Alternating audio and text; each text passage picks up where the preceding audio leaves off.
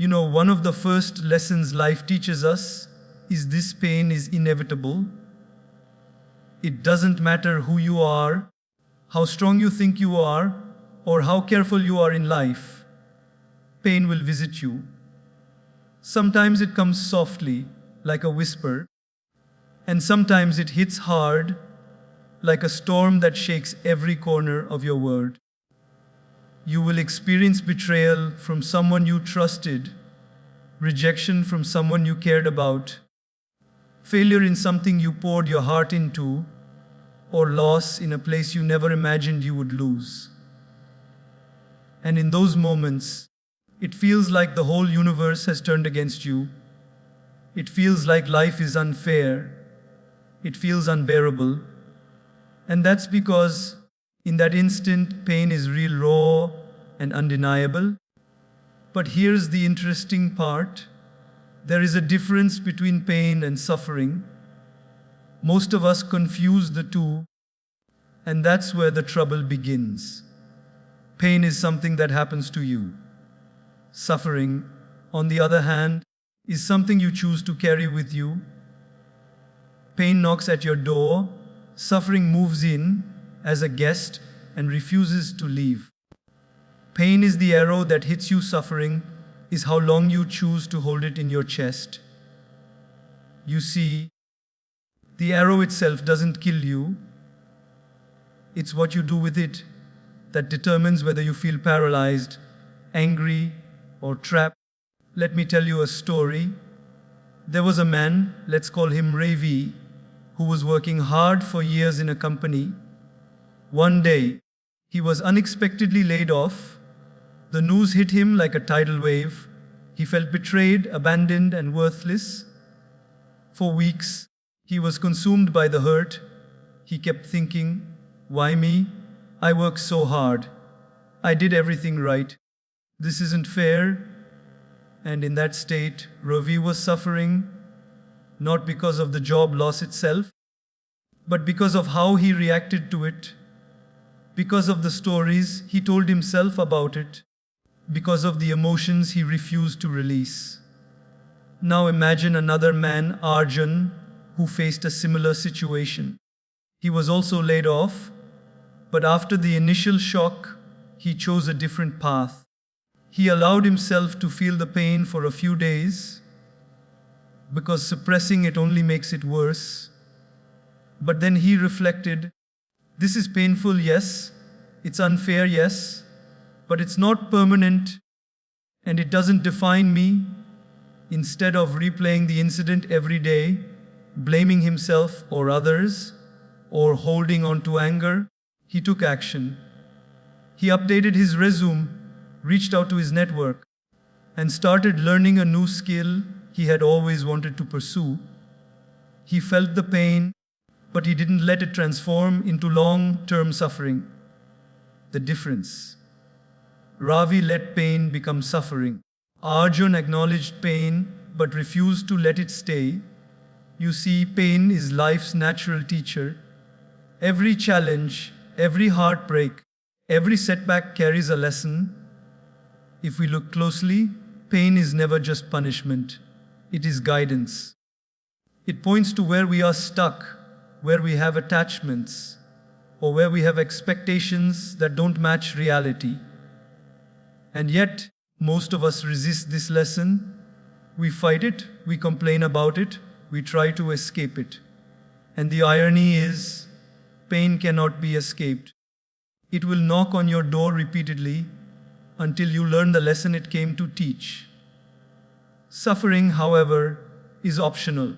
Suffering is choosing to live in the past, to replay the hurt over and over in your mind. It is choosing resentment over forgiveness, anger over acceptance, bitterness over growth. It is saying to the world, I will let this pain control me, define me, and haunt me. But here's the secret. You have the power to decide when suffering begins and when it ends. The moment you stop giving your pain a permanent home in your mind, suffering loses its grip. You still feel hurt, but you also feel free, Think of pain like fire. Fire can warm your house or burn it down. Pain is the flame. It will always be there at some point. Suffering is whether you let it spread uncontrollably or contain it, whether you use it to cook your food or let it destroy your home. You can choose to use pain as a catalyst, a teacher, a spark that ignites something better within you, or you can let it consume you. And the beautiful truth is that this ability to choose, to experience pain without suffering, is the essence of wisdom. It's the same wisdom the sages talk about, the calmness you see in someone who has faced storms in life and yet remains unshaken. It's not that they don't feel pain. They do, but they understand the transient nature of pain and the illusion of suffering. They don't allow their lives to be hijacked by moments they cannot control. So next time someone hurts you or life hits you unexpectedly, remember this pain is inevitable, but suffering is optional. Feel the hurt, honor it, accept it, but don't let it chain you. Don't let it dictate your thoughts, your decisions, or your happiness. Allow pain to teach you and then let it go, because once you do, you experience something extraordinary. You feel freedom, you feel clarity, you feel peace. And that, my friends, is the true power we all have inside us. We live in a world that constantly tests us. Every day, something or someone will provoke us, sometimes deliberately, sometimes unintentionally, and in those moments, we face a choice that will determine whether we stay small or rise. The choice is simple, yet profound. Do I react or do I respond? Most people think reacting and responding are the same thing, but they are not. Reaction is instant, impulsive, and often emotional. Response is thoughtful, intentional, and measured. Reaction gives power to the person who hurt you. Response gives power to yourself. Let me explain. Imagine someone insults you in a meeting, right in front of everyone.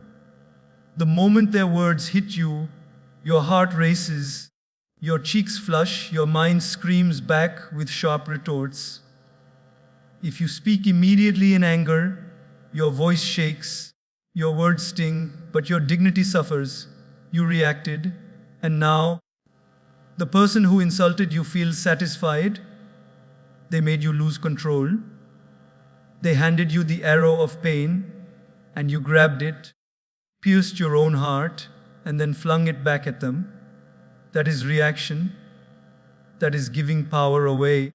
Now imagine a different scenario. The same insult, the same words, the same sting. But instead of snapping, you pause. You take a breath. You ask yourself, will my words hurt me or help me? Will they serve me or serve him? And then you reply, not in anger, not in humiliation, but in calm and dignity. Maybe you don't even reply. Maybe your silence speaks louder than any words could. Maybe your calmness and composure reflect back like a mirror, forcing the person to see their own behavior. That is response. That is power. That is mastery. Here's a story to make this clearer. There was a young man, let's call him Arav. Arav worked in a corporate office, and he had a colleague who constantly belittled him. Every time they met, this colleague would make sarcastic remarks, try to undermine his work, and even spread small rumors. Arav, at first, tried to react. He argued, he shouted, he tried to defend himself in front of others. But every time he did, he felt exhausted, humiliated, and frustrated. And every time, the colleague seemed to gain more control over him, more power over his emotions. One day, Arav met an older mentor who told him something simple. Arav, you are giving away your power every time you react. Control your response, and you will control the situation. Arav didn't fully understand at first, but he decided to experiment. The next time his colleague tried to provoke him, instead of replying immediately, he paused, smiled politely, and continued with his work. He did not fight, he did not justify, he did not explode. The colleague was confused. Their words no longer had the same effect. Over time, the colleague's power over Arav diminished, and Arav felt a freedom he had never felt before. That is the difference between reaction and response. Think about it this way: reaction is like a matchstick. It burns fast and bright, but disappears quickly and can cause destruction in its path. Response is like a candle. It may take a moment to light, but once it does, it illuminates the room steadily, calmly, and without harm. Reaction feeds chaos. Response feeds clarity. Reaction is controlled by emotion. Response is guided by wisdom. Every time we react impulsively, we let our emotions, anger, fear, frustration, jealousy, dictate our actions. We hand over the steering wheel of our life to the person or situation that caused the pain. And the irony is, most people feel justified in their reactions. They think, I was hurt, so I have the right to lash out. But the truth is, lashing out may make you feel temporarily powerful, but in the long run, it enslaves you. It binds your mind, your heart, and your energy to someone else's behavior.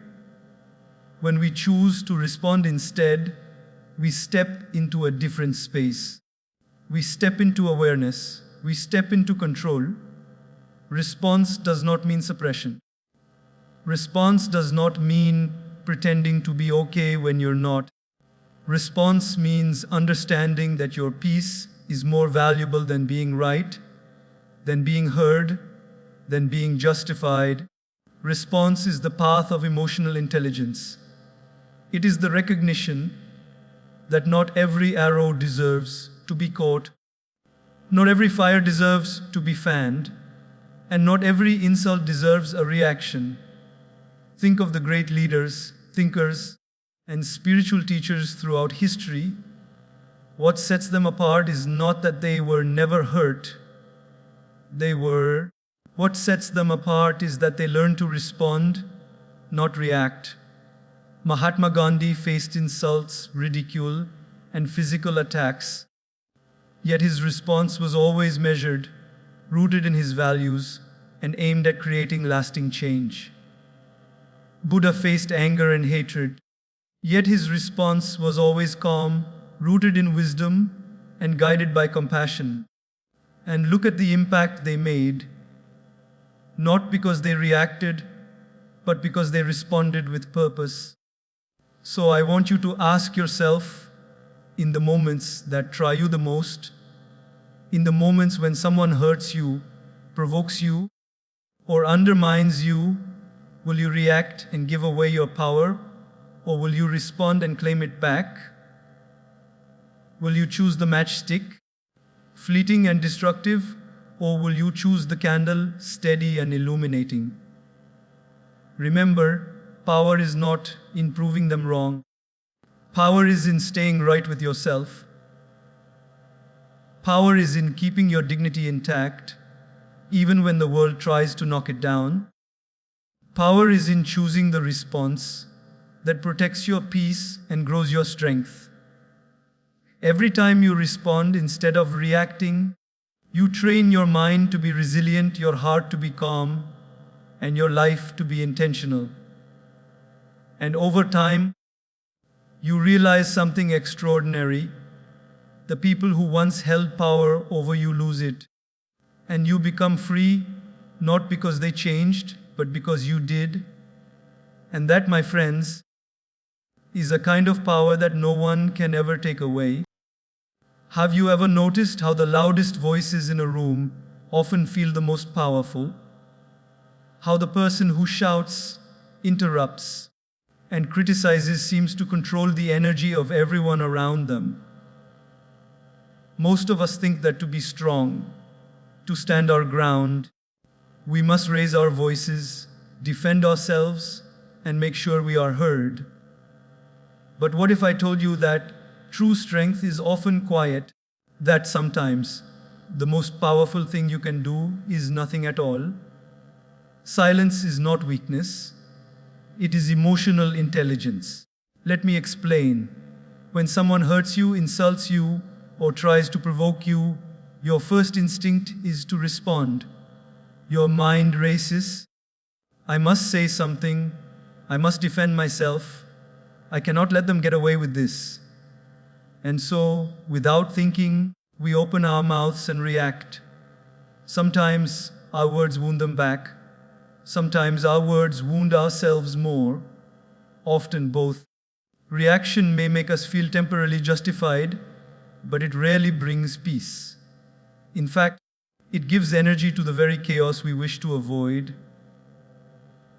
Now imagine a different approach.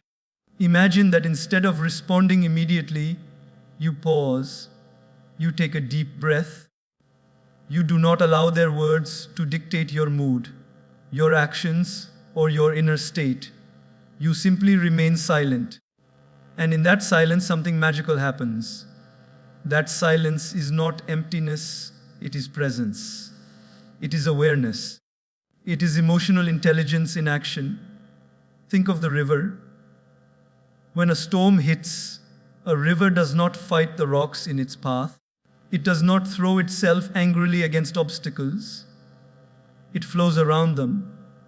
It moves with awareness and strength, not with futile struggle. Our silence, when used wisely, is like that river. It does not mean we are weak. It does not mean we are indifferent. It means we understand the power of energy, and we choose not to waste ours on someone else's negativity. Let me tell you a story. There was a young woman named Mira who worked in a large office. She had a colleague who constantly belittled her, mocked her ideas, and tried to embarrass her in front of others. At first, Mira tried to respond. She argued, defended herself, and sometimes even raised her voice. But the colleague only grew bolder. Then Mira's mentor gave her some advice. Mira, remember, silence is not weakness. Use it wisely. Let your calm be louder than their noise.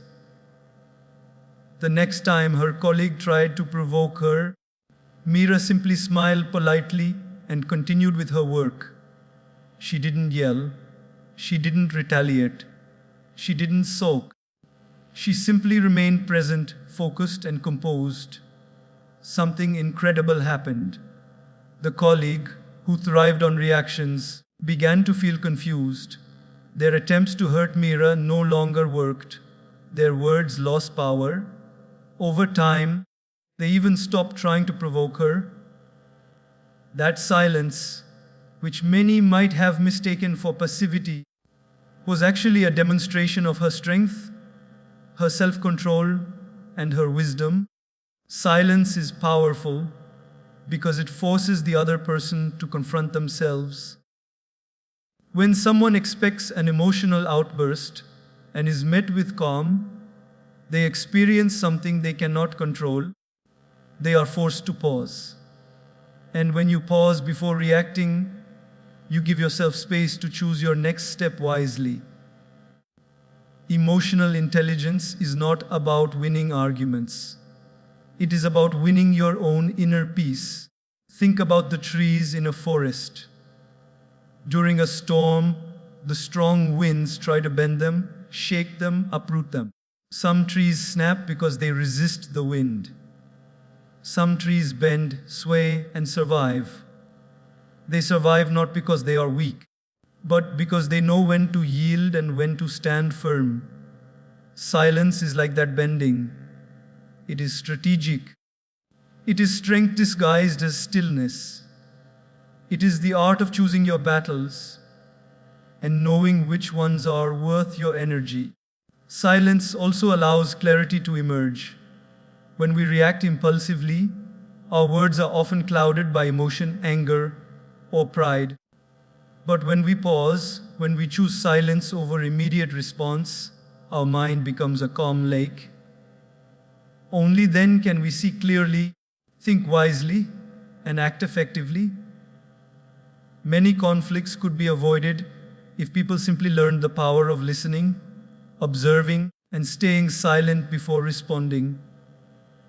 And here is another truth: silence does not mean ignoring your pain. It does not mean suppressing your feelings or pretending nothing happened. It means acknowledging the pain, feeling it fully, and then choosing to act from a place of awareness rather than impulse. That is true emotional intelligence. That is true courage. That is true power. Silence also protects your dignity. Have you ever noticed how the loudest reactions often leave people embarrassed, ashamed, or regretful? But a calm, quiet demeanor, even in the face of insult or provocation, leaves a lasting impression. It tells the world, I am not defined by your words. I am not controlled by your actions. My peace is mine, and no one can take it away. So the next time someone tries to hurt you, provoke you, or undermine you, pause, take a breath. Consider the power of silence. Use it not as a shield of fear, but as a sword of wisdom. Let your silence communicate strength, patience, and clarity. Because when you master the art of silent power, you discover something extraordinary. The world may speak, but provoke and challenge, but you remain unshaken, unshattered, and unstoppable. Silence is not weakness. It is emotional intelligence. It is the art of choosing peace over chaos, wisdom over impulse, and strength over reaction. And once you understand that, you begin to live a life where your inner calm is your greatest superpower. Have you ever noticed how people sometimes expect a reaction from you, and when they don't get it, they feel unsettled, confused, angry even, but without direction? It's almost as if your calmness becomes a mirror, reflecting back their own chaos in a way they cannot ignore. That is the power of calm. When someone tries to hurt you, provoke you, or push your buttons, your calmness is not just silence. It is a strategy, a statement, a force that they cannot control. And here's the beautiful part: it doesn't cost you anything, but it changes everything. Let me explain with a simple story. There was a man named Rohan who worked in a busy corporate office. One day, a colleague harshly criticized him during a meeting, attacking his work and trying to embarrass him in front of everyone. Most people would have shouted back, argued, defended themselves, or even tried to turn the room against the colleague. But Rohan did something different. He simply took a deep breath, nodded politely, and continued his presentation. He did not defend. He did not argue. He did not show anger. He remained calm, collected, and focused. The colleague was shocked. They had expected Rohan to react, because that is what most people do. But Rohan's calmness was like water on fire. It did not extinguish him, but it put the fire in the wrong place. The colleague lost control over the situation. Their anger had nowhere to land. They became confused, frustrated, and even embarrassed, not because Rohan had humiliated them, but because they realized their attempts to provoke him were ineffective. That is the power of calm. It confuses the person who thrives on chaos and gives you an edge without even trying. Think about this: anger is energy. When someone is angry, they are full of heat, emotion, and movement. Their mind races, their voice rises, their body tightens. And when we react to that anger with equal force, it is like adding fuel to the fire. But when we respond with calm, we are like water. We do not fight the fire, we neutralize it. Our calmness absorbs the energy of their anger without losing our own balance. We do not feed the chaos, we contain it. There is an ancient story about a wise monk who lived in a small village. People would come to insult him, test him, or provoke him. One day, a man shouted terrible words at the monk, hoping to elicit anger, shame, or humiliation. The monk simply smiled, said nothing, and continued walking. The man was confused. He repeated his insults louder, gesturing wildly, but the monk remained unshaken. Finally, the man stopped, exhausted and confused. He asked the monk, "Why do you not answer? Why do you not defend yourself?" The monk replied, "If I answer, your anger has power over me. If I remain calm, your anger belongs to you, not to me." That is the essence of calm. It is a reflection of strength, not weakness. Calmness also communicates something silently, but powerfully, that you are in control. Most angry people thrive on the reactions of others. Their energy comes from making others upset. But when you remain calm, you break that chain. Your peace becomes a shield, your focus becomes a sword, and slowly, without saying a word, you regain power over the situation. People who are angry expect chaos. They expect drama, tears, shouts, and reactions. When they encounter calm, their expectation is disrupted, and that is confusing for them. It makes them stop, think, and sometimes even reflect on their own behavior. Consider the storm. When a storm rages, most things around it are tossed, shaken, and uprooted. But a mountain remains. It does not fight the wind. It does not try to push the storm away. It stands firm, silent, and strong. Over time, the storm passes and the mountain remains untouched. Your calm in the face of someone's anger is like that mountain. It does not absorb their anger. It does not act on impulse. It simply stands firm. And the one who tried to disturb you eventually realizes their power over you was an illusion. Calmness also protects you emotionally. When you react impulsively, you often say things you regret, act in ways that hurt yourself, and let someone else control your inner state. But when you remain calm, you maintain clarity, you preserve dignity, you ensure that your energy is used wisely, not wasted on momentary disputes or emotional battles. Calmness allows you to respond thoughtfully when needed, rather than react destructively. Here's the paradox. The more calm you are, the more others feel the pressure. Their anger cannot find a target, their provocation has no effect, and their expectation of chaos is broken. And this does not mean you are passive.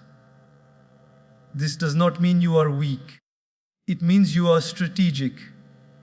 It means you understand that power is not in shouting louder, it is in remaining unshaken. The person who is calm while others are storming has an invisible power that cannot be taken away. It is internal, unshakable, and lasting. So the next time someone tries to provoke you, remember this. Your calm is confusing to them because it is unexpected. They are used to reactions, arguments, and emotional outbursts. But your calm is a mirror, a shield, and a tool. It allows you to navigate conflict without losing your peace, to maintain dignity when others would humiliate, and to rise above situations that most people let control them. Calmness is not passive. Calmness is not indifference. Calmness is a choice, a conscious decision to remain grounded in the midst of someone else's chaos. And when you master this, you experience something extraordinary. People may yell, provoke, or challenge you, but you remain unshaken, unhurried, and unstoppable. That is the power of calm. That is the art of being unreactive yet powerful. That is the secret weapon that confuses angry people and strengthens your life. Closure. It is one of those words that we often chase in life, as if it were a magical key that could unlock peace, happiness, or understanding. We think, if only I could get answers, if only they apologized, if only I knew why it happened. But the truth is, life rarely gives us perfect endings. People rarely give us the explanations we want. And events rarely unfold the way we hope. Yet, we cling to this need for closure as if it were the only way to move on. And that is where the trap lies, because the need for closure is often the very thing that keeps us stuck in pain. Let me tell you a story. There was a woman named Anika who had been deeply hurt by a friend she trusted. The betrayal cut so deeply that she could not stop thinking about it. She sent messages, asked questions, waited for explanations, and hoped for an apology. But her friend refused to acknowledge the hurt, and Anika was left hanging in a cloud of confusion, resentment, and frustration. Every day, she replayed the events in her mind, asking, "Why did they do this? How could they hurt me? Don't they care?" She thought that once she got the closure she longed for, she would feel peace. But weeks turned into months, and the closure never came. Then one day, she met a mentor who said something simple but profound. "Anika, closure is not something the world owes you. Closure is something you give yourself. You cannot control others, but you can control your mind, your emotions, and your response. Let go of the need for their apology, and you will find your peace." At first, Anika resisted. She thought, "But without closure, how will I move on?" And that is the trap most of us fall into. We believe that peace depends on someone else's actions rather than our own choices. But here's the truth: closure is an illusion. Waiting for someone to acknowledge, explain, or apologize often keeps us tethered to the past. It keeps us replaying the hurt, analyzing every detail, and imagining scenarios that may never happen. In reality, no one owes us closure. Life does not guarantee it, and waiting for it only prolongs suffering. Detachment from the need for closure is the key to emotional freedom. Think of it like this: imagine holding a rock tightly in your hand. The rock is heavy and it hurts your palm. You look around, hoping someone will take it from you, or at least tell you why it was placed there. But no one comes. The pain continues, and your hand grows tired. Then someone whispers, "Just open your hand. Drop the rock." And in that moment, you realize the pain was not caused by the rock alone, but by your refusal to release it. Closure is like that rock. You can hold on to it, or you can release it. The moment you choose to release it, freedom begins. Detaching from the need for closure does not mean pretending nothing happened or denying your emotions. It does not mean that the hurt was acceptable. It simply means that you stop tying your peace to someone else's actions. You stop expecting others to fix your emotional wounds. You take responsibility for your own healing. And once you do, something remarkable happens. You begin to see that your happiness, your calm, and your clarity are not dependent on external validation. They are within your own control. There is also another dimension to this. When we let go of the need for closure, we stop giving power to those who hurt us. Often, people who betray, disappoint, or hurt us continue to have influence over our emotions because we keep waiting for acknowledgement or apology. But the moment we detach from that expectation, we reclaim our power.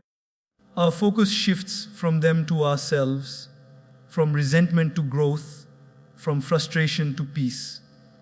And that shift is transformative. Imagine a tree in autumn. The leaves fall naturally. The tree does not demand an apology from the wind. It does not question why the season is changing. It simply lets go. And in letting go, it remains rooted, alive, and ready for spring. Our hearts work the same way. When we detach from the need for closure, we let go of the emotional leaves that weigh us down. We stay rooted in our values, our peace, and our growth. We remain alive, open, and ready for new beginnings. Detaching from the need for closure also allows clarity to emerge. When we stop obsessing over explanations, we free our minds to see the bigger picture. We start noticing patterns, learning lessons, and growing from experiences rather than being trapped in loops of frustration. We realize that closure is often internal, a shift in our mindset, a choice to forgive, or simply a decision to move forward. It is not something that comes from outside, it comes from within. And the final beauty of detachment is this: it brings peace. When we stop demanding explanations or apologies, when we release the need to control others or the past, we experience freedom. We can move forward without bitterness. We can embrace new opportunities, build healthier relationships, and cultivate inner calm. We learn that life will not always answer our questions, but that does not mean we cannot find our own answers through acceptance and detachment. So, the next time you are hurt, betrayed, or left in uncertainty, remember this: closure is not a gift someone else must give you. It is a choice you can make for yourself. Detach from the need for it, release the expectations, and reclaim your peace. Because the moment you do, you will realize something profound: your freedom, your happiness, and your inner calm are never dependent on others. They have always been within you.